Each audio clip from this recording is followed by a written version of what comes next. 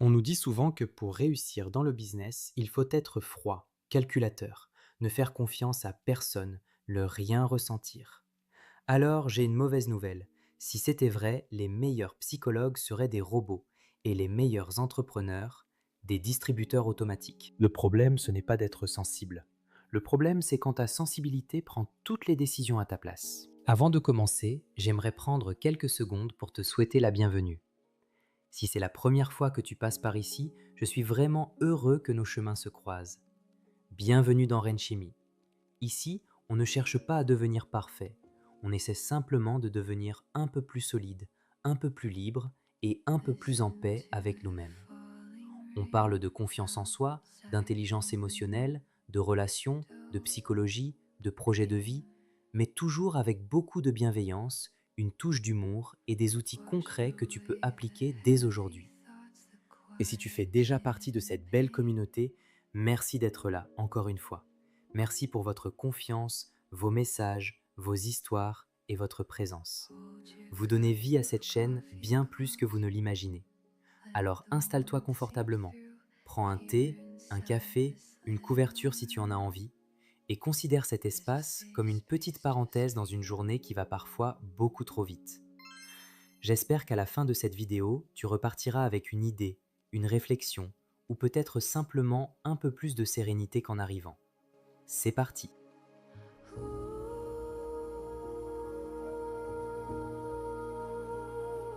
Let it all breathe in the quiet. Tu sais ce qui est paradoxal? Les personnes les plus sensibles sont souvent celles qui ont les plus beaux rêves. Créer une entreprise, lancer une chaîne YouTube, écrire un livre, ouvrir un café, changer de métier, construire une vie qui leur ressemble vraiment.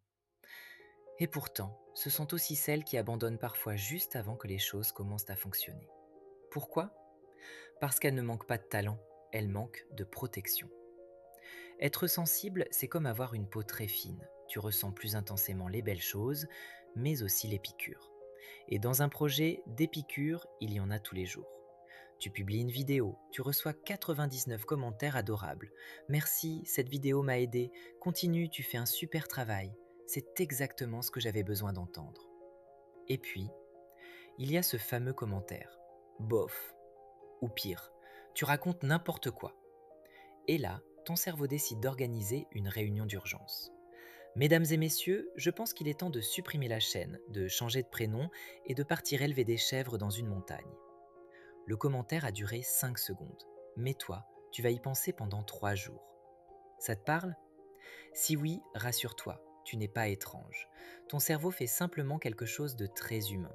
Il accorde naturellement plus d'importance aux menaces qu'aux compliments.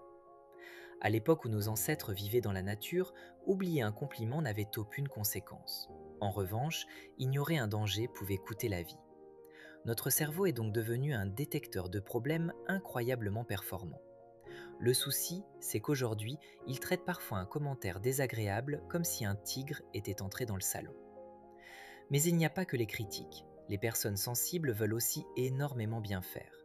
Elles passent 1 heure à choisir une miniature, 2 heures à reformuler un message, 3 jours à hésiter avant de publier. Parce qu'elles ont peur de déranger, peur d'être mal comprises, peur de décevoir. Et parfois, elles ne se rendent même pas compte qu'elles sont devenues perfectionnistes. Pas par amour de l'excellence, par peur du jugement. La différence est immense. Chercher à faire de son mieux, c'est sain. Attendre que tout soit parfait avant d'agir, c'est souvent une façon élégante de rester immobile. Il y a aussi cette tendance à vouloir porter les émotions des autres. Un client est mécontent, tu culpabilises. Un collègue est stressé, tu absorbes son stress. Quelqu'un ne répond pas à ton message, tu inventes déjà 15 scénarios catastrophes. Les personnes sensibles sont souvent d'excellentes éponges émotionnelles. Le problème, c'est qu'une éponge qui absorbe tout finit par devenir lourde. Et une éponge trop lourde n'avance plus. Alors j'aimerais que tu retiennes une chose. Ta sensibilité n'est pas l'obstacle. Elle est même probablement à l'origine de tes plus grandes qualités. Elle te permet d'écouter, de créer, d'aimer profondément, de comprendre les autres. Mais si tu veux construire quelque chose de grand, tu devras apprendre une compétence que personne ne nous enseigne vraiment. Ressentir intensément, sans laisser chaque émotion décider de la direction de ta vie. Quand on parle de réussite, il y a une image qui revient souvent. Tu vois le genre? La personne toujours en costume, le regard sérieux, le téléphone greffé à l'oreille, qui dort 4 heures par nuit, qui répond aux messages en 3 mots, qui dit des phrases comme «Les émotions, c'est pour les faibles». Déjà, si quelqu'un te dit ça avec beaucoup d'assurance, méfie-toi. Parce que souvent, ce n'est pas quelqu'un qui ne ressent rien, c'est quelqu'un qui ne sait plus quoi faire de ce qu'il ressent. On a fini par confondre deux choses complètement différentes. Être froid et être fort. Ce n'est pas la même chose. Être froid, c'est couper la connexion avec les autres et parfois avec soi-même.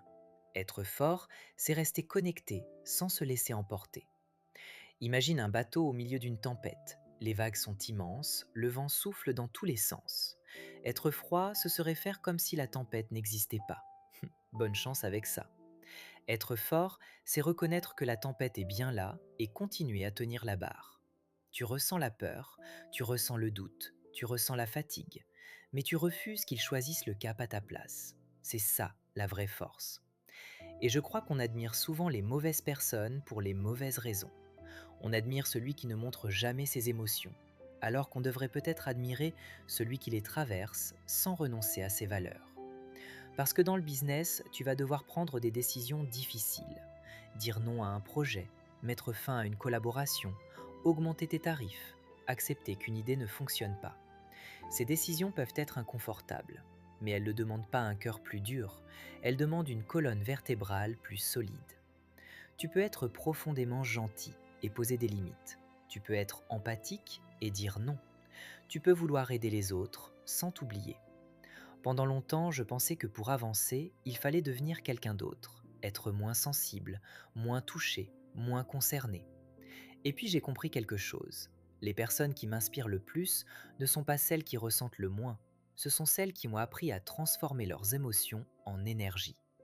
Le doute devient de la préparation, la peur devient de la prudence, les critiques deviennent des informations, les échecs deviennent des leçons. Elles ne suppriment pas leurs émotions, elles changent leur relation avec elles. Et ça change absolument tout. Parce qu'au fond, la question n'est pas comment arrêter de ressentir. La vraie question, c'est comment continuer à avancer même quand je ressens beaucoup. C'est là que naît une confiance beaucoup plus profonde. Pas celle qui dit je réussirai à tous les coups, mais celle qui murmure quoi qu'il arrive, je trouverai un moyen de continuer. Et cette confiance-là, personne ne peut te l'enlever.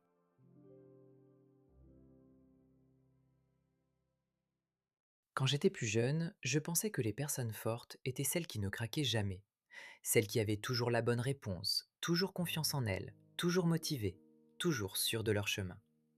Puis la vie s'est chargée de me montrer que ce club n'existe pas. La force émotionnelle, ce n'est pas vivre sans tempête, c'est apprendre à naviguer avec elle.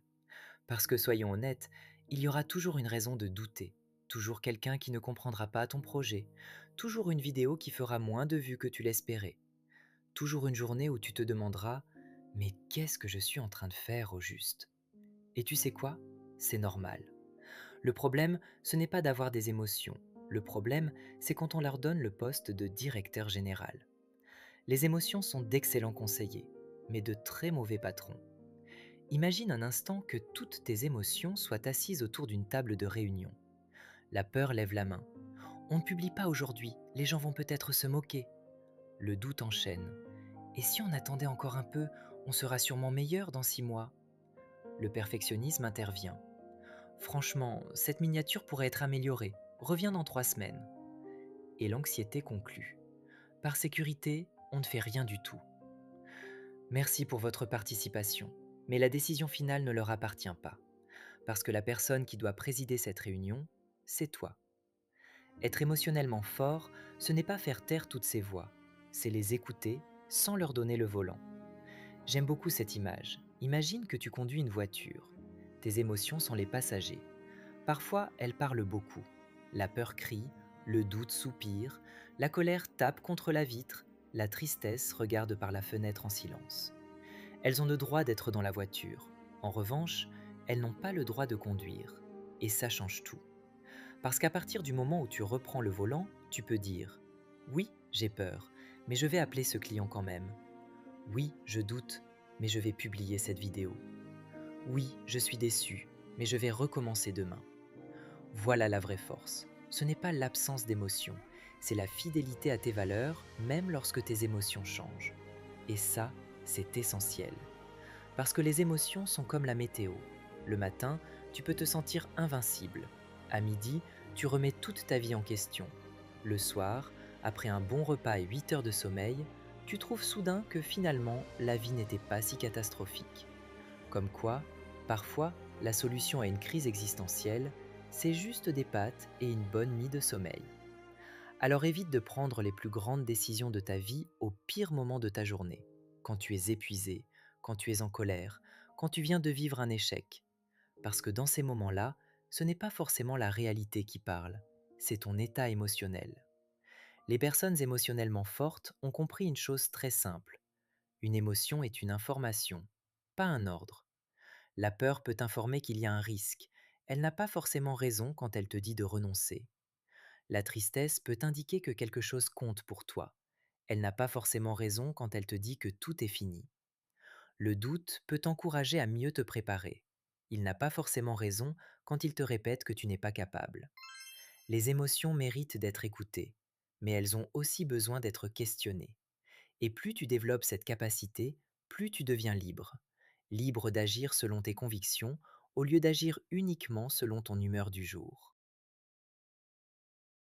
Si je te disais que la force émotionnelle n'est pas un don, mais un entraînement. On imagine souvent que certaines personnes naissent naturellement confiantes, courageuses ou résilientes. En réalité, elles ont surtout développé des habitudes qui renforcent leur stabilité intérieure. Comme un sportif entraîne ses muscles, on peut entraîner son monde intérieur. Et il y a 5 muscles qui, selon moi, peuvent transformer ta façon d'avancer. 1. Le muscle de l'inconfort. On passe une bonne partie de notre vie à éviter l'inconfort. On repousse un appel, on remet un projet à demain, on évite une conversation difficile. Pourquoi ? Parce que notre cerveau adore le confort. C'est un peu comme ce canapé qui te murmure « Tu mérites une petite pause ». 3 épisodes plus tard, tu te demandes où est passée ta soirée. Le problème, c'est que les plus belles choses de notre vie commencent souvent par un moment inconfortable. Le premier client, la première vidéo, le premier refus, le premier non. Si tu fuis systématiquement l'inconfort, tu risques aussi de fuir les opportunités. Les personnes solides ne cherchent pas à être confortables tout le temps, elles deviennent simplement plus à l'aise avec l'idée d'être parfois inconfortables, et ça change tout. 2. Le muscle du non. Celui-là, je crois qu'il fait souffrir énormément de personnes sensibles. Dire non à une demande, à une faveur, à un projet, à une relation. On a peur de décevoir, alors on dit oui, puis on rentre chez nous, et c'est nous-mêmes qu'on déçoit. Avec le temps, j'ai compris quelque chose.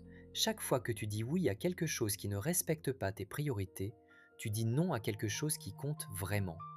Ton énergie est limitée, ton temps est limité, ton attention est limitée. Dire non n'est pas un manque de gentillesse, c'est parfois la plus belle façon de protéger ce que tu construis. 3. Le muscle du regard des autres.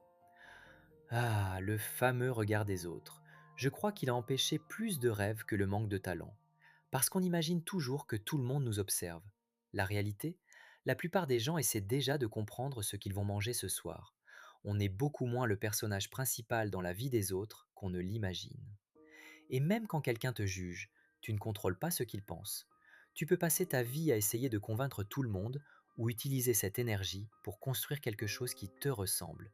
Les deux en même temps, c'est presque impossible. Il y aura toujours quelqu'un pour trouver que tu parles trop, pas assez, trop doucement, trop fort, trop ambitieux, pas assez ambitieux. Alors autant arrêter de passer des auditions pour un public qui a déjà décidé de ne pas aimer le spectacle. 4. Le muscle de la patience. On vit dans une époque où tout doit aller vite. Une vidéo, un clic, une livraison, une réponse. Et forcément, on finit par attendre la même chose de nos rêves. On plante une graine le lundi et le mercredi, on creuse pour vérifier si elle pousse. Étrangement, ça ne l'aide pas. Les grands projets demandent du temps, pas parce que l'univers veut nous tester, mais parce que nous avons besoin de devenir la personne capable de les porter. Tu peux vouloir une belle maison, mais si tu ne construis pas les fondations, la maison ne tiendra pas. La patience n'est pas de l'inaction, c'est continuer à poser une pierre, même quand le bâtiment est encore invisible. 5. Le muscle de la persévérance. À ton avis, qu'est-ce qui fait échouer la majorité des projets? Le manque d'intelligence? Rarement. Le manque de talent? Pas toujours. Très souvent, les gens arrêtent juste trop tôt. Ils interprètent une mauvaise semaine comme un mauvais destin. Une vidéo qui fonctionne mal devient « je ne suis pas fait pour ça ». Un refus devient « je ne réussirai jamais ». Alors que parfois, ce n'était qu'un mardi un peu compliqué. La persévérance, ce n'est pas avancer à toute vitesse, c'est revenir encore et encore, même quand personne n'applaudit, même quand les résultats sont invisibles, même quand tu te demandes si tous tes efforts servent vraiment à quelque chose. Parce que les racines poussent longtemps dans l'ombre avant que l'arbre ne devienne visible. Et j'aime énormément cette idée. Tu n'es peut-être pas en train de stagner, tu es peut-être simplement en train de développer des racines, des fondations, une solidité que personne ne voit encore, mais qui fera toute la différence plus tard. Finalement, être fort émotionnellement, ce n'est pas ne plus ressentir. C'est développer un jour après l'autre ces petits muscles invisibles qui te permettent de continuer à avancer. Pas malgré ta sensibilité, mais avec elle. Et c'est peut-être ça, la plus belle victoire. J'aimerais te laisser avec une dernière pensée. Pendant longtemps, j'ai cru que pour réaliser de grandes choses, il fallait devenir plus dur, moins sensible, moins émotif, comme si nos émotions étaient un obstacle à notre réussite. Aujourd'hui, je crois exactement l'inverse. Je pense que notre sensibilité peut devenir l'une de nos plus grandes forces, à condition d'apprendre à la guider.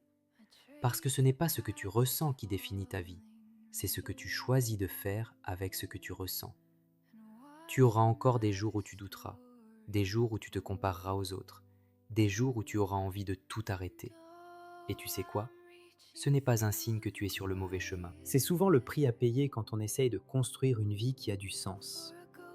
Alors avance à ton rythme. Ne cherche pas à devenir quelqu'un d'autre. Cherche simplement à devenir un peu plus solide qu'hier, sans perdre la douceur qui fait de toi une personne unique. Parce qu'au fond, le monde n'a pas besoin de plus de personnes froides. Il a besoin de personnes profondément humaines, capables d'aimer, de créer, de rêver, tout en ayant le courage de continuer lorsque la vie devient difficile.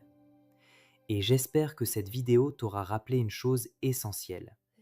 Tu n'es pas obligé de porter tout ça tout seul. Si Rankemi est devenue une petite bulle dans ton quotidien, alors sache qu'elle sera toujours là. Il y aura toujours une vidéo, un podcast ou quelques mots pour te rappeler de respirer, de reprendre confiance et de continuer à avancer, même à petits pas. Alors, quand ton cœur sera un peu trop lourd, quand le doute prendra un peu trop de place, ou quand tu auras simplement besoin d'un moment pour toi, reviens dans cette bulle, on t'y attendra. Si tu as envie de continuer ce chemin avec nous, tu peux t'abonner. Chaque semaine, on grandit ensemble, avec bienveillance, un peu d'humour, beaucoup de sincérité et la conviction qu'une vie plus apaisée et plus solide se construit un jour à la fois. Prends soin de toi et merci d'avoir partagé ce moment avec moi. Si tu écoutes cette vidéo dans la journée, je te souhaite une très belle journée, remplie de petites victoires et de moments qui te feront sourire. Et si tu l'écoutes ce soir ou au cœur de la nuit, je te souhaite une nuit paisible. Repose ton esprit. Ton cœur a le droit de souffler lui aussi. À très bientôt dans cette bulle qu'on construit ensemble. And oh, the space you left behind is a constant echo in my mind. I'm reaching out in the empty air just for a ghost.